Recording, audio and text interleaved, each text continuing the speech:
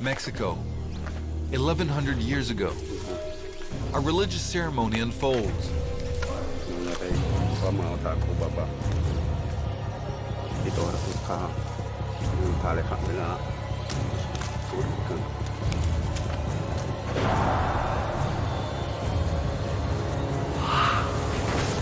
Maya guards throw their captive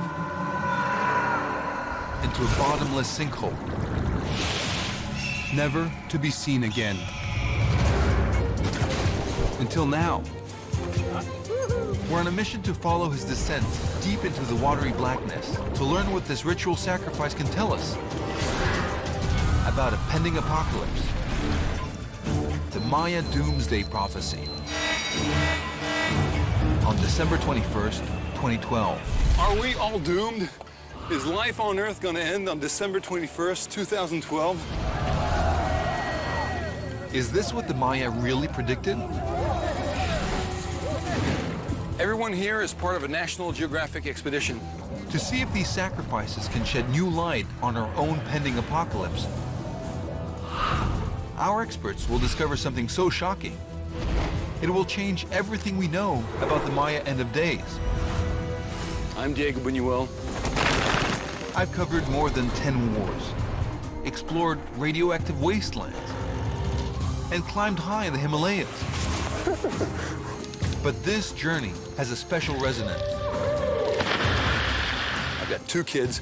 To be quite honest, the question that I would like answered is, will we make it past Christmas?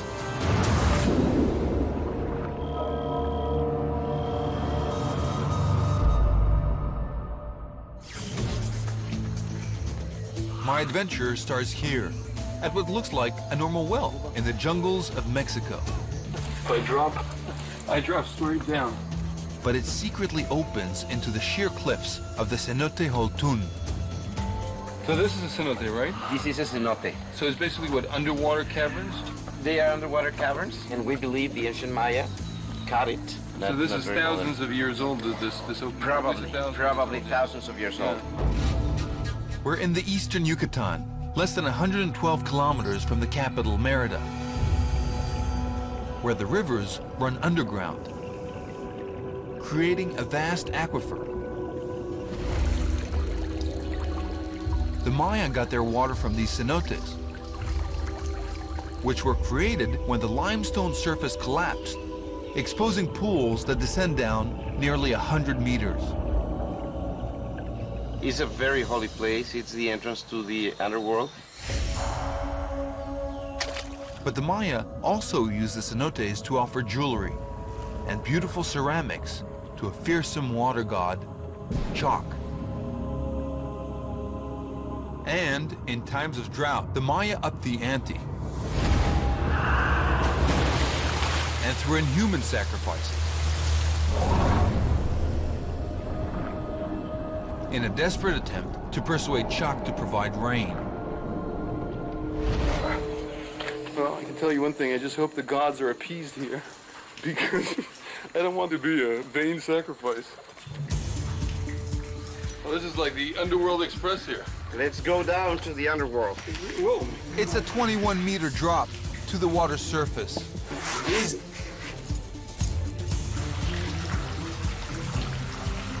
Wow, when you look at these roots, they go all the way down into the well.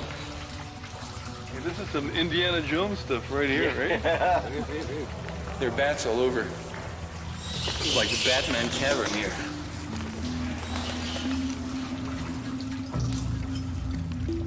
Guillermo de Anda is the perfect guide to the underworld and the secrets it can tell us about the Maya end of days.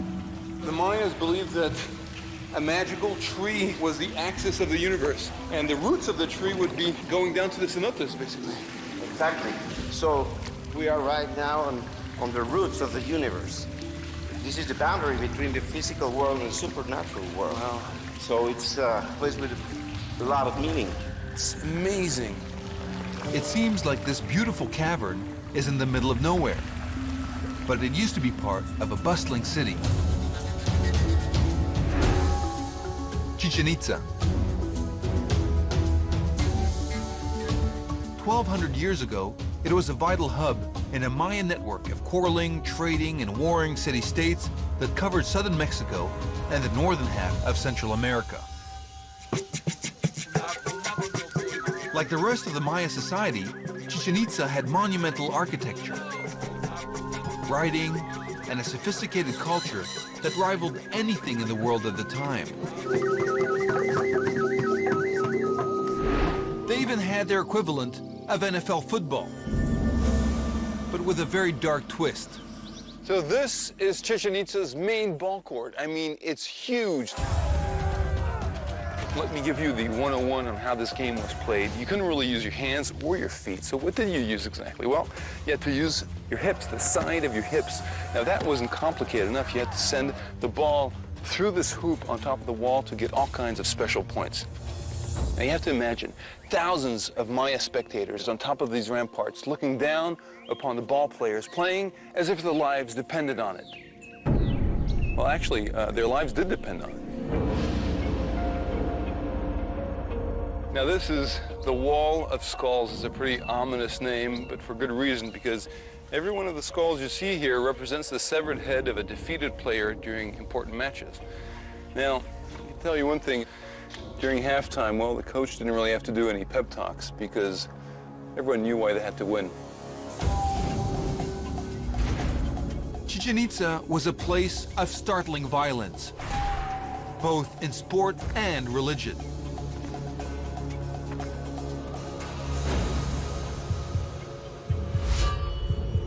The Maya used human sacrifice to impress not only their gods, but the people themselves, performing the rituals high on a platform for everyone to see. So, archaeologists believe that this is one of the places where they made sacrifices, human sacrifices. The victim would be put down like this. You know, I fit snugly here in between.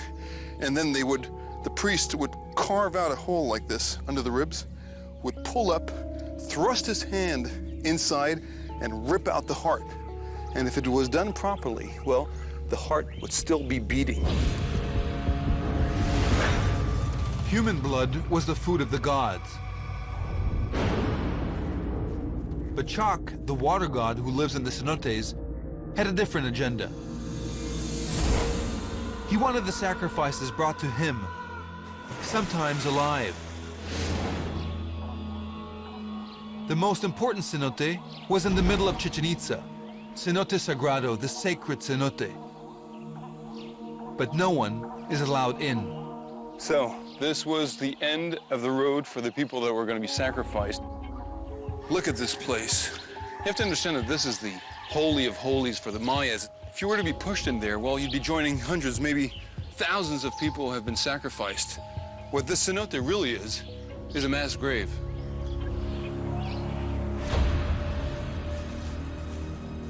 Sometimes the human sacrifice was a noble, or even a king from a rival city. Some believe they were forced to drink hallucinogens or liquor and paraded through villages, stripped of any dignity. There was no mercy. What do these cenotes tell us about the Maya culture? They tell us the story of maybe times where were not so good for the Maya. In fact, times were terrible for the Maya. In the 9th and 10th centuries, Maya society disintegrated.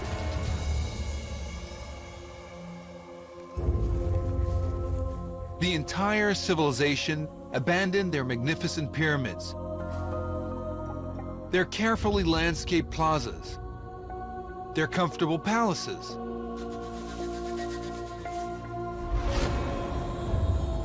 It was the first Maya doomsday. But how does this chaos relate to the pending Maya end of days in December 2012? Surprisingly enough, the answer may lie underwater. We're heading to the bottom of the cenote Holtun, where artifacts and human remains are locked in perpetual darkness. clip it on here where this rope is. And we're using a revolutionary tool specially developed by National Geographic. One that will literally light up the abyss like never before. The Sun Sphere. It's been battle-tested during a Bob Ballard expedition to explore the ocean floor. Over 5 kilometers straight down. You want to see it? Yeah, definitely. Whoa! Yeah. It's like a modern disco ball. Oh, yeah. But this disco ball is going to light up a cenote like never before. It's time for Deanda and his team to do some very dangerous diving. You know, there are old cave divers and there are bold cave divers, but there are no old, bold cave divers, and that's because they end up dying. Unfortunately, approaching tropical storms are adding to the risk. We alternate between sunshine and torrential rain. As you see, rain started again. So I don't really believe in bad luck, but at one point you have to do something about it. Anyway,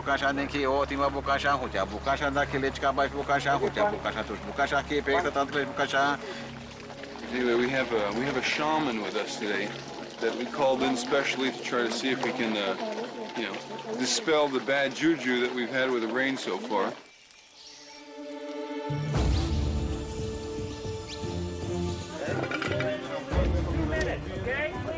Look, the sun is out, so whatever he did seemed to have worked. So now he's going to make sure that everyone's going to be safe, so he's going to bless every single one of the divers as they start going down.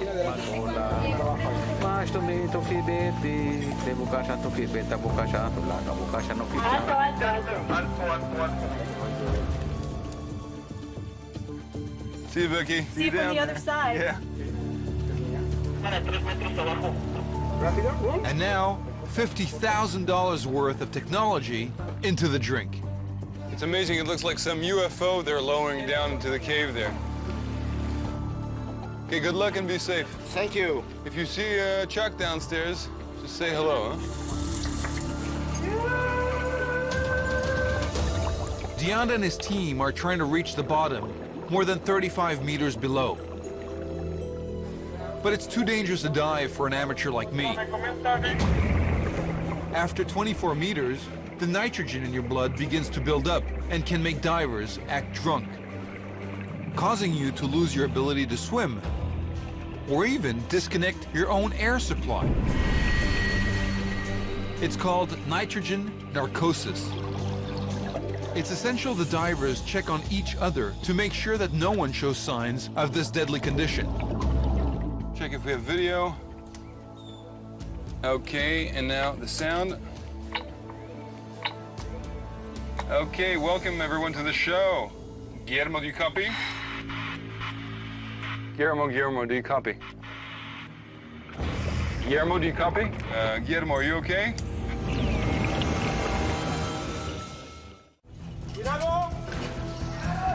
Guillermo, do you copy?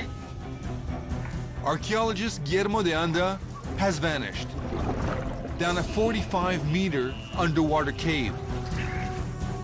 Guillermo, do you copy? Okay, Diego, get a copy now. Can you copy me? Yeah, loud and clear. Okay, great. Becky, I just saw your fins. Can you nod the camera to confirm? Yep. Okay, great. Is it looking okay? Pretty bad. In terms of visibility? Terrible. We can't even see the sun sphere.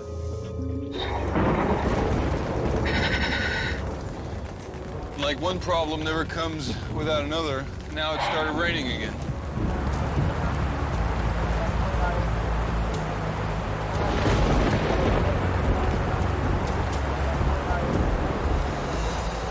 I can see the sun here now. Yeah, I barely saw it through the sediment. I mean, this is amazing. This is our sun sphere.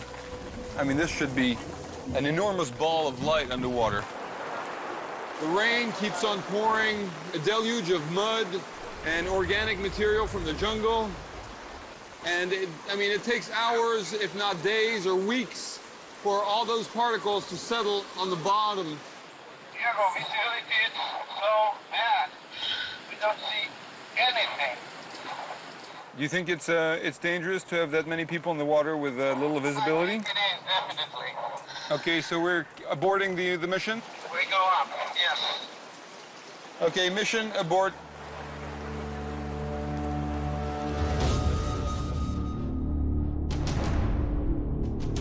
Vámonos, muchachos, vámonos, vámonos. Vámonos tendidos.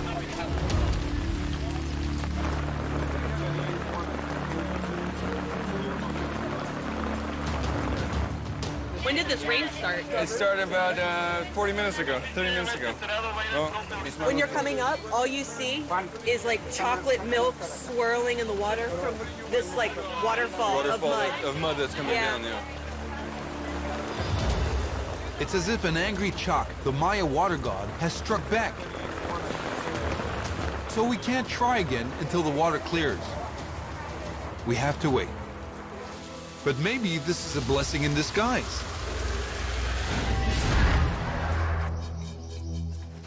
One, two, three, four, five, six, seven. Now I have a chance to head to Chichen Itza and find out more about the Maya prediction that the world will end on December 21st, 2012. And it all begins with their calendar. 91 steps. Ooh. Wow. John, thanks for meeting me here. Yeah, sure. What? Why so many steps? Why 91? Why not 40 or something? I mean, it's such an odd number. Well, it's not such an odd number when you consider there are 4 sides to the pyramid.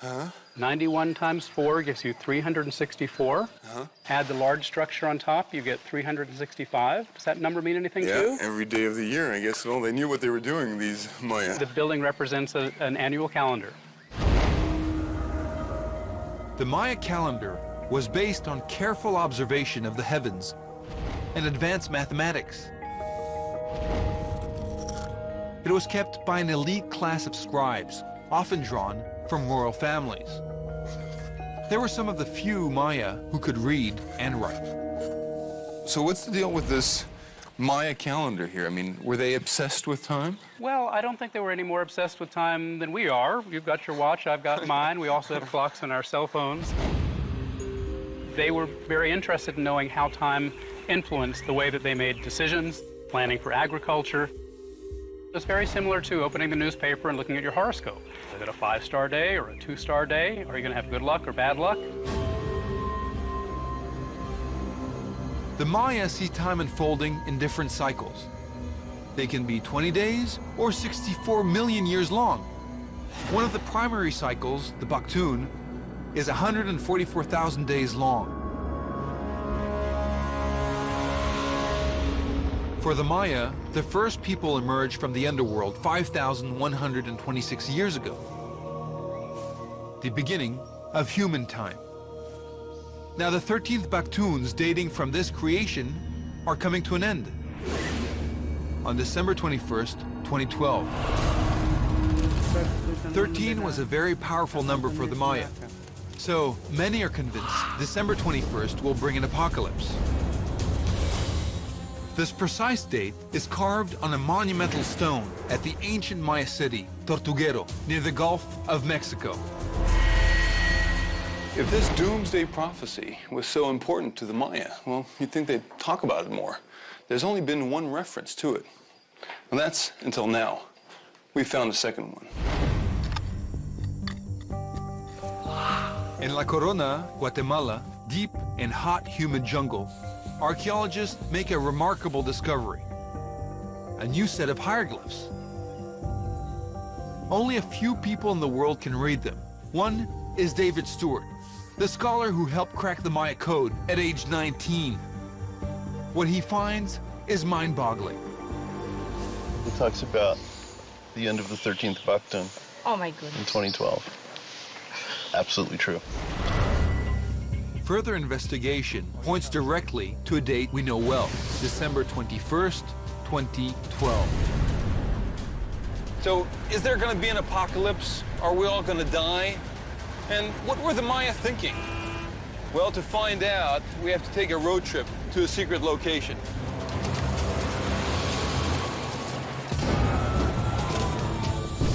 We're tracking the Maya doomsday prediction for December 21st, 2012.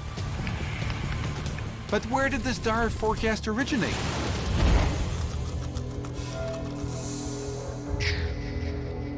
The answer is most likely hidden in the writing of Maya scribes. And I've got my hands on a copy of their work, so valuable that the location of this private library must remain a secret. So this is a really exciting moment for me. I'm here with John Hoops, and what's really interesting is that we're looking at an exact copy of one of the only 4 books that survives of the entire Maya civilization. There were hundreds. Unfortunately, they were destroyed. Maya books were deeply revered. They were the record of Maya civilization. But most met a terrible fate. Burnt by the invading Spanish in the 16th century. Only 4 escaped destruction. The best preserved, called the Dresden Codex, is in a climate-controlled display case in Germany and almost impossible to access. But we found a rare, almost perfect copy, hand-colored by an Italian artist in the early 19th century. And it makes a startling revelation on the very last page. About 100 years ago, a German scholar identified this as a representation of a worldwide cataclysm or a flood.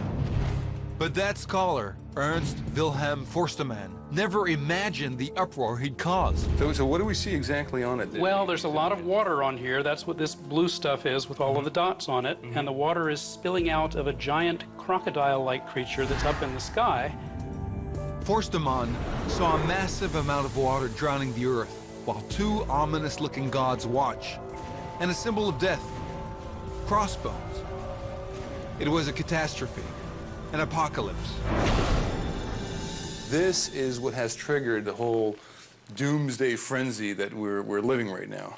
That's where the problem is, and that some interpret it as a world-destroying cataclysm or a flood, and others don't see that. The water is coming down from above, which for me indicates a big thunderstorm. But not the end of days. Well, it may very well be the beginning of days, because these 2 deities here are associated with creation and associated with the beginning. So basically, it's all a question of interpretation. I mean, the Dresden Codex could be celebrating life-giving rain, or it could be announcing a terrible flood, a doomsday for December 21st, 2012. Well, some people are betting heavily on doomsday. Go! This is the Alamo. Last stand. The large cities are going to be death zones. The Maya inspired martial masters to prepare for an apocalypse. Now, if the rifle doesn't get them, this is where you use your 12-gauge shotgun. Even though Masters lives in Northern California, almost 5,000 kilometers from Maya ancestral lands, he believes in the prophecy. To me, December 21, 2012 is very significant. Masters' plan for what he sees as a chaotic future starts with a carefully selected arsenal of guns. There are 2 kinds of people in the world right now. There are those who are preparing, those who are not. Gotta protect my family. Bingo! When it comes to survival, there are just 2 strategies. You survive in place, or you survive on the move. I plan for both. At the center of his camp is his food and ammunition stash. When the dollars you have in your wallet are worth nothing more than toilet paper or kindling, what's the new currency of the world going to be after we pick ourselves up? Canned peaches. You can trade these for other things. For Masters, global warming, financial crises, solar storms, lack of resources and overpopulation all interconnect to a Maya vision of a cataclysmic future. More than anything, I'm just a man on a mission. I think I'm a part of something larger. Humanity really is at a junction point. And no matter how bad it gets, there'll be those of us that survive. Masters is ready for a global collapse that mirrors what happened to the Maya more than 1,000 years ago. And we've been trying to find out more about this modern apocalypse by diving to the bottom of the deep and dangerous cenote Holtun. But it hasn't been easy.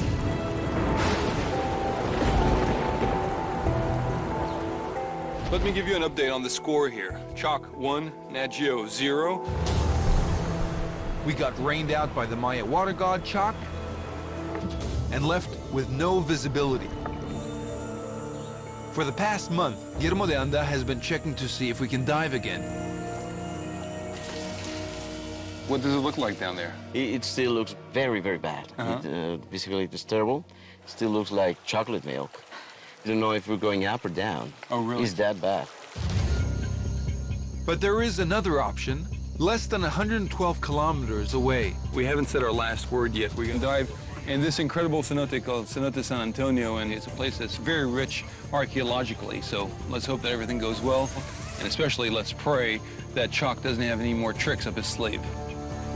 Clear.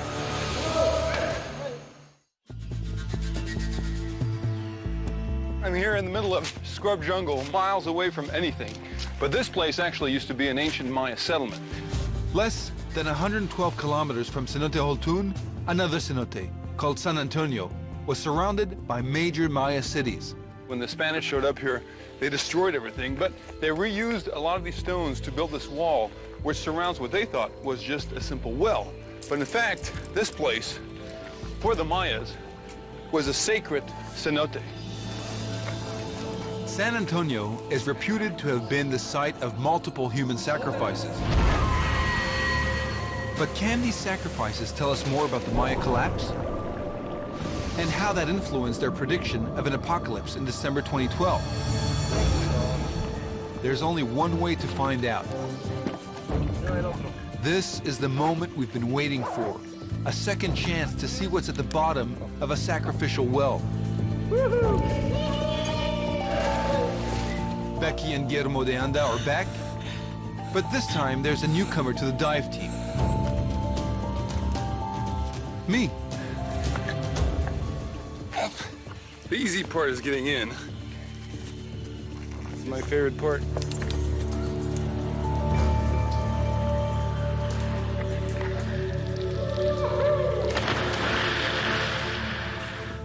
God, look at this ray of light, I swear. Looks like a laser beam from the heavens. But a laser beam isn't enough to do the job.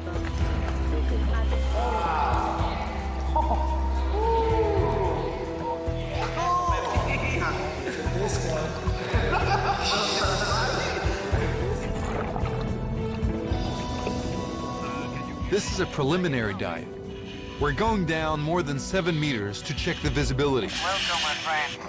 Oh, this is incredible. And de Anda promises there will be lots to see.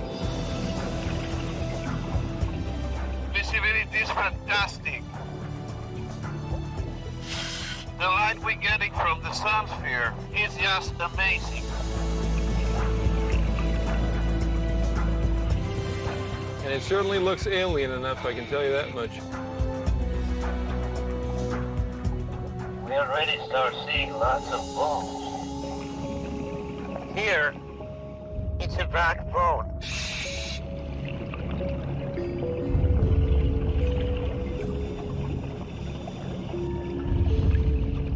That bone might have been there for 1,000, maybe 2,000 or more years. We don't know.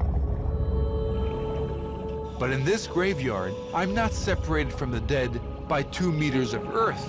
They're right next to me. You know, what's really complicated here is that you have to be careful where you're actually putting your fins, because pick up your fin and you could be, you know, modifying history. Yes, we have to be very careful here, General. De Anda sees Cenote San Antonio as a graveyard.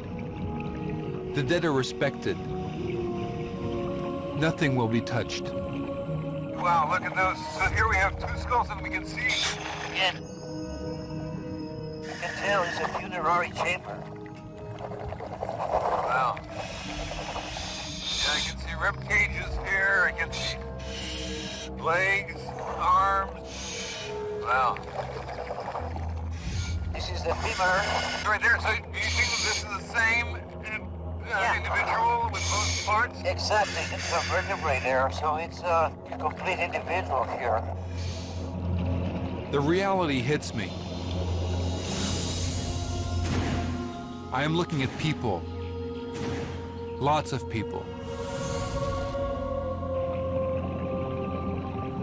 If you want to try to understand what this whole doomsday is about, well, this is one part of the explanation, is trying to understand why they sacrifice people and why those sacrifices were important. Yeah, you're getting low. Go up now? Yes. Okay. We're going from the underworld back to the real world.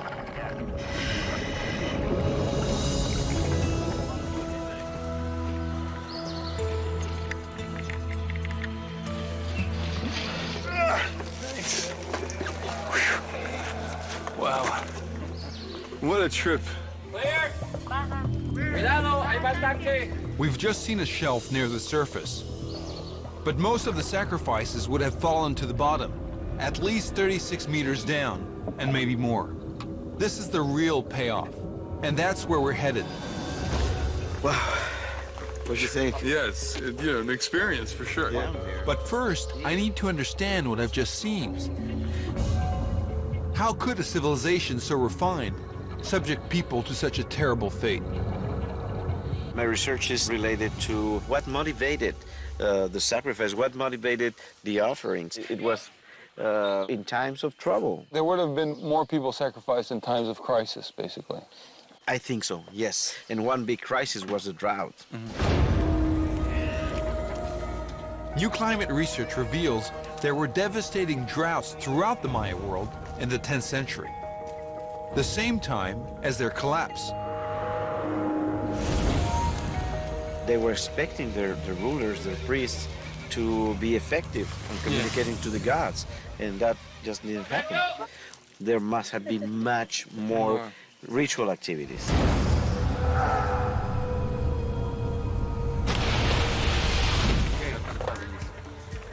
Got it. It's time to head to the bottom to investigate the real effects of this Maya collapse. It takes special training for a dive this deep, so I'm staying topside. Guillermo, do you copy? Excellent. I copy you well. Great, so this is it. We're going.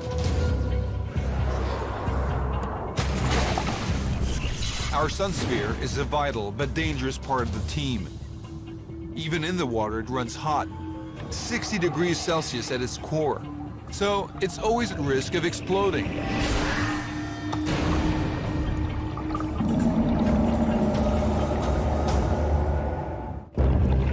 So we're going down. We're finally getting to the bottom of a sacred cenote. They have to go down to 100 or maybe even 120 feet. And what we find should be a treasure trove of archaeological data. Wow. I can see much more bones all around. You know, before when I dove here without the sun sphere, I didn't realize how much bones are here. And they are going all the way down. You can see bones strewn with bones everywhere here. Is that the cranium? Is that someone's head? Yes, that's a cranium, and the whole body is there. These are the only remains of the people sacrificed to the Maya gods. Mothers and fathers, daughters and sons.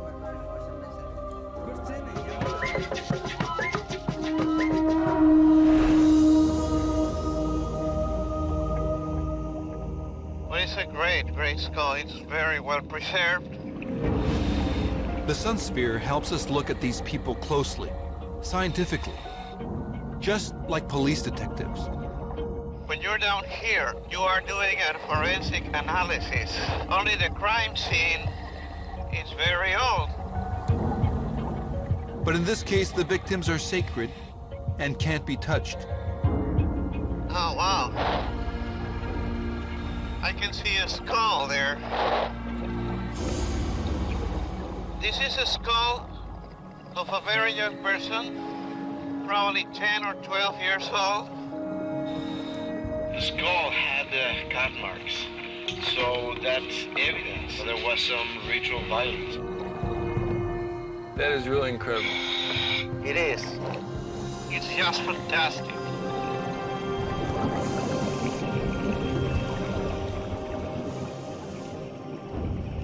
These remains appear to be mostly young boys and girls. Who could have believed that the Maya sacrificed their young and innocent to the water god Chak?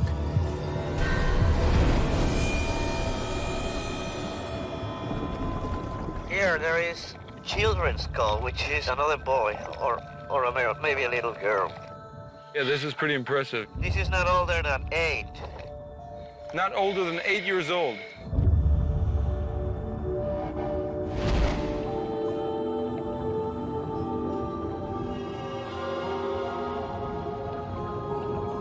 As the father of 2 young children, I find this very disturbing. They said that young children were the preferred victims for the gods, especially for Chak, the rain god. Oh, here's a human jaw. Exactly. It's a bone from the arm of a kid. There's another beautiful skull. This is another child. This is amazing because there's bones everywhere. So basically, you're diving in a massive graveyard down there. Exactly. It feels like a very strong place. It inspires you a lot of respect. I mean, this is truly, like, amazing to travel back in time this way.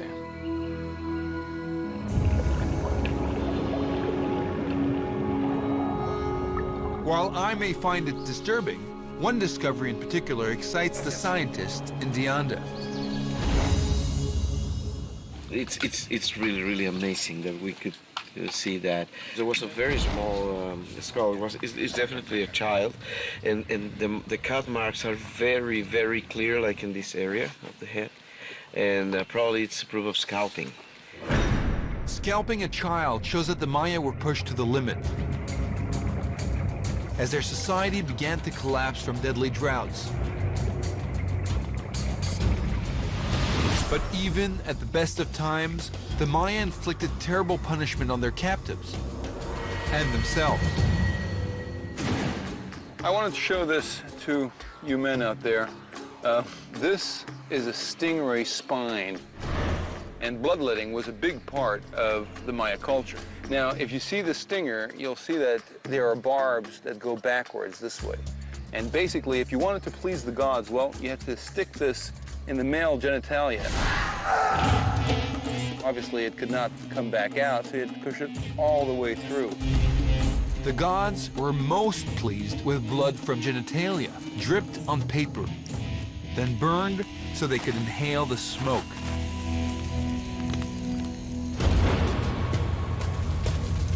But during the terrible droughts, we can now see bloodletting wasn't enough.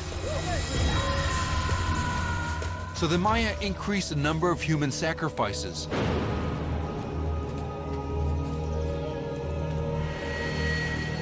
Including their own children.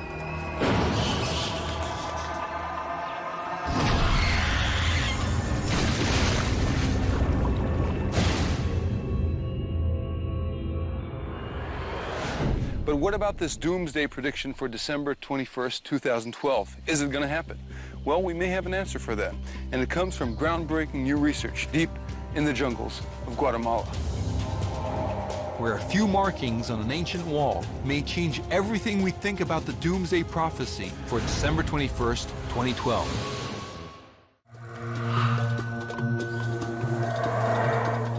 In the dense jungles of Guatemala, angry howler monkeys guard the ruins of an ancient Maya city, Holtun. It has been looted time and time again over the centuries, But Holtun may still hold clues to help us unravel the true meaning of the Maya doomsday prophecy. Cave diving isn't the only way to make new discoveries. Sometimes you have to do things the good old-fashioned way. And that's what archaeologist Bill Saturno is doing as he braves the crumbling looters' tunnels to make some remarkable discoveries. All of them. It's a large jade bead went around the neck of someone very important. The work is dangerous.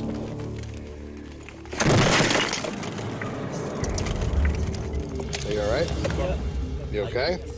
I turned around and I just barely bumped my head on the top, but a whole thing of rocks came down, falling on my back of my head and on my camera. But the rewards are worth the risk.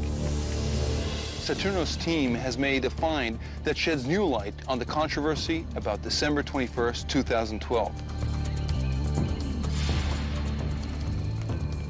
Now, when looters burst through the corner of this room, they exposed the first part of this mural that wraps around the walls. The very center was the king.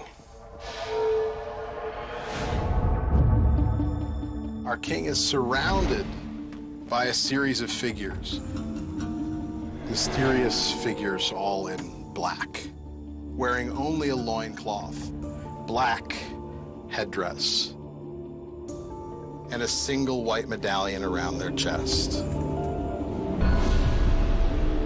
Saturno is convinced that he has found the workroom of scribes, who are the keepers of the Maya calendar. The same calendar that may see a doomsday at the end of the 13th Baktun. December 21st, 2012. In addition to the initial painting of this room, it was used over years and painted over and over again. And parts of it are simply sketches or studies of the human face. Another thing that they fill in is text all over the east wall. Numbers, calculations, tables that they're using as a reference, little dates. These little dates scribbled on the wall may be vital to our quest. The most important one is probably right here. The naked eye sees just a blank wall. But advanced photographic techniques reveal dates. Dates that span as much as 7,000 years. Well beyond the supposed Maya doomsday. What Saturno has found shows that the Maya time does not end on December 21st, 2012. I mean, no one cares about dates after an apocalypse. The Maya cycles of time just extend on to an infinite future, where past and future merge, and we live, die, and live again. Repeating the cycles over and over. We don't have cycles that end. That's the point of a cycle, is that it continues. And that's how the Maya conceived of time. Saturno sees the calendar not like a countdown to disaster, but like the odometer on a car. We were certain that if we reached 100,000 miles, as that last digit clicked over and the whole thing went back to zero, we didn't think our car would vanish. So I'm relieved to find out that the world is going to go on as usual, at least past Christmas. However, my journey through the cenote has taught me something. Even if the Maya did not predict the exact moment of an apocalypse, what happened to them could happen to us. And in a world that is globally integrated, well, that means all of us. Oh yeah, let me tell you something else. If you're worried, as I am, about the end of the world, if you have this nagging feeling that something's just not quite right, well, we're not alone. We still have a lot to learn from the Maya.